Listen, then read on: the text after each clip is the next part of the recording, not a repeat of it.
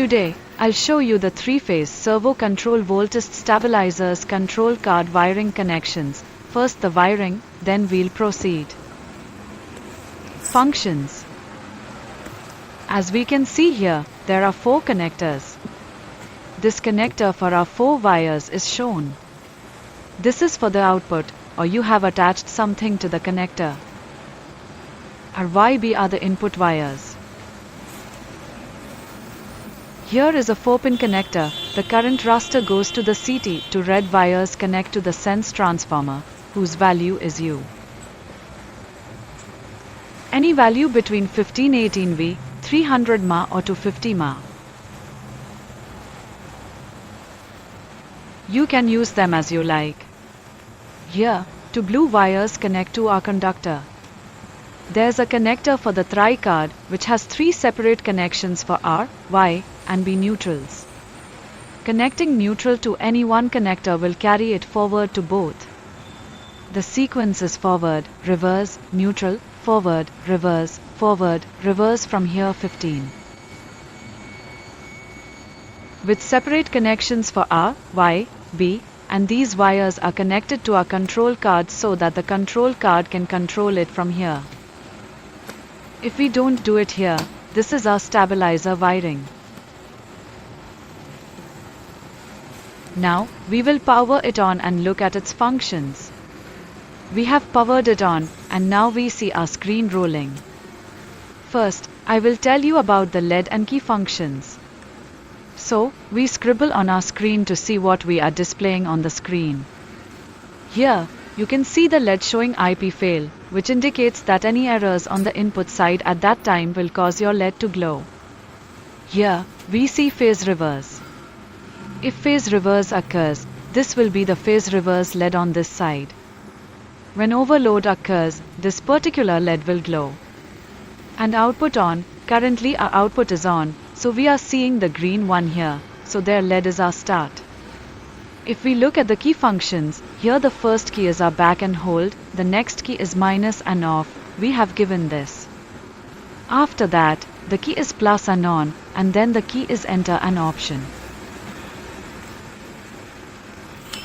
So, when we press the key now, we can say that a buzzer sound is being produced.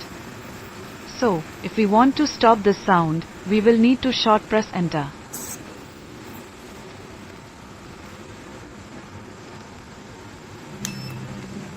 So, after you press the button, the sound that was coming will stop. Now, let's look at our screens. What screens do we have? If I want to hold any particular screen here, I have to long press the back and hold key, so that I can see that screen. I can see it while scrolling. If we stop scrolling, you will only see that particular screen. If you want to change it, short press the back button to modify and view. Currently, we are auto-scrolling, displaying the first screen. What is it? Here, we see VYA-VIO. VIA shows the input voltages for the R, Y, B signals. Nakulio. Proceed to next our YB screen. We see here. These are our phase voltages are Y, YB, BR. Output voltages also display our phase-to-phase.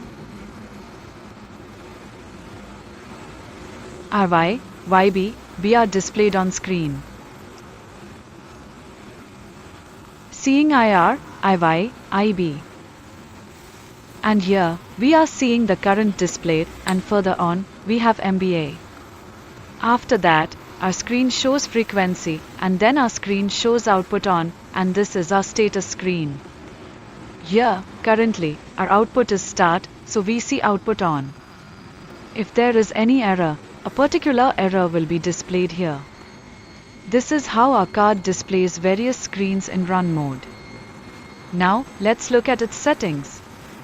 How to do settings, how to do it. If we want to see what errors have occurred, where do we have to go to see them?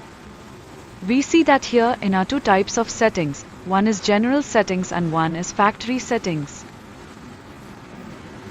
Factory settings are only for manufacturers, not users. Or the user should not change them. So, those settings we have entered in the factory are such that even if the user changes them, there is no issue. So, our settings will be these general settings. We will see how to go into settings and calibration. We are here long pressing enter, so we will.